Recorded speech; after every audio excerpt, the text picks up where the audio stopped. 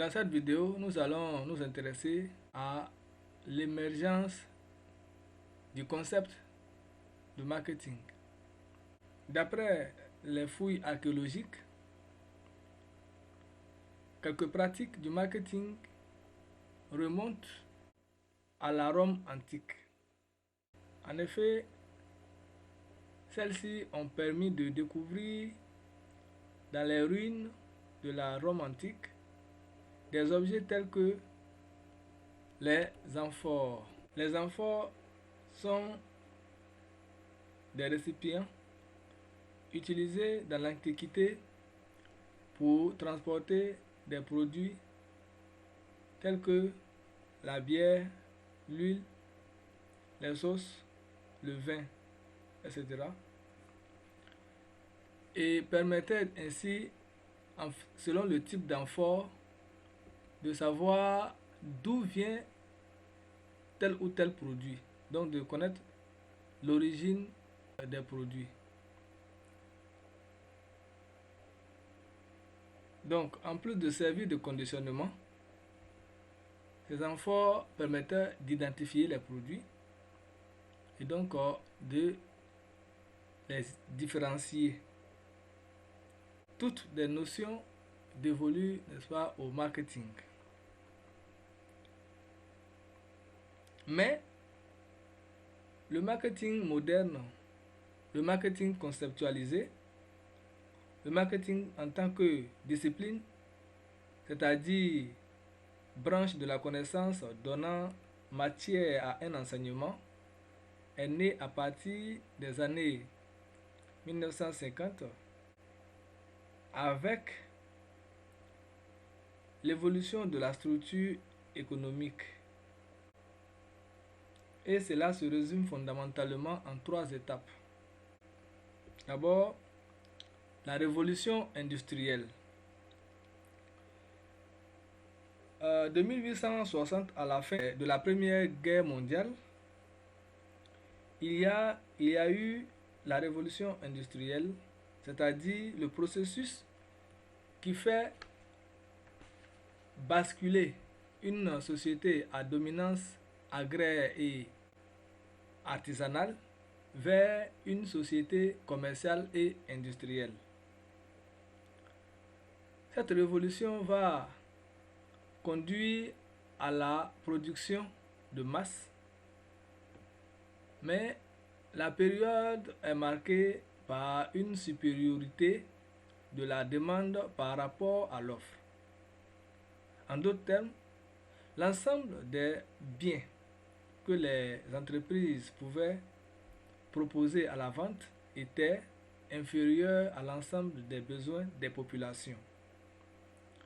Dans un tel contexte, les entreprises vont accorder la priorité à la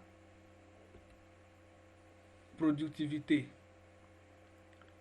Elles vont ainsi miser sur la disponibilité des matières premières, l'amélioration des outils de production, l'accroissement des capacités de production, etc.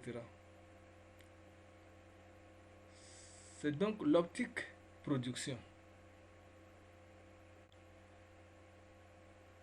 Ensuite, en 1929, il y a eu la crise de surproduction. La révolution industrielle a occasionné une surproduction qui a conduit à une période de transition durant laquelle l'offre et la demande sont plus ou moins égales. Conséquence, les biens produits ne sont plus achetés spontanément. Les entreprises vont donc accorder une attention particulière à l'écoulement des biens.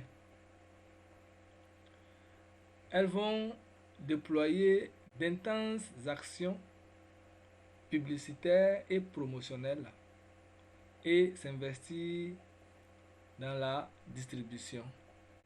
L'objectif étant d'écouler les biens sans que la satisfaction du client soit une préoccupation. C'est l'optique vente. Enfin, à partir des années 1950, comme on devait s'y attendre, la demande est inférieure à l'offre. C'est-à-dire que les entreprises produisent et proposent sur le marché plus de produits, plus de biens que les populations en ont besoin. Ce qui va occasionner nécessairement une lutte sur le marché au niveau des offreurs, des entreprises. Chacune devra en effet se battre pour survivre et rentabiliser.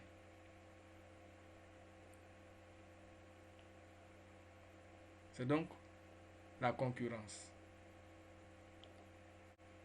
Et donc, elles vont s'inscrire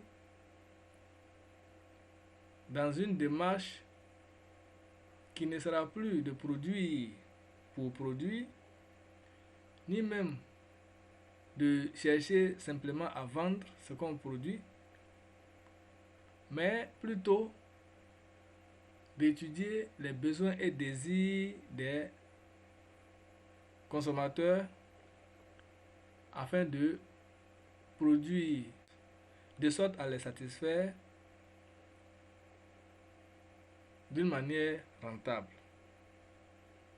C'est l'optique marketing.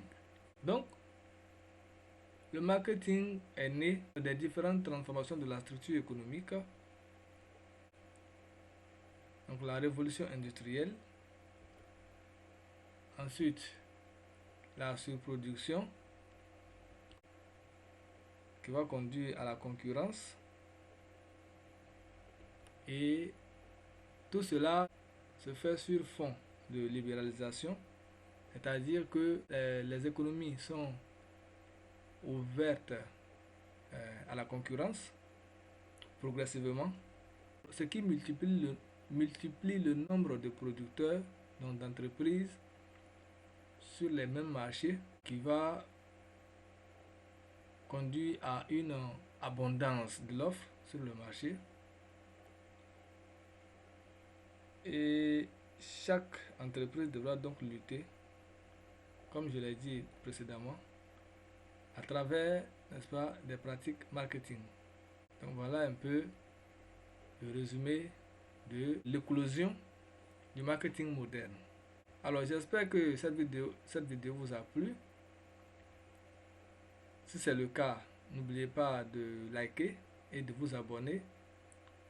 Et n'est-ce pas, de cliquer sur la cloche de notification pour ne pas rater les prochaines vidéos.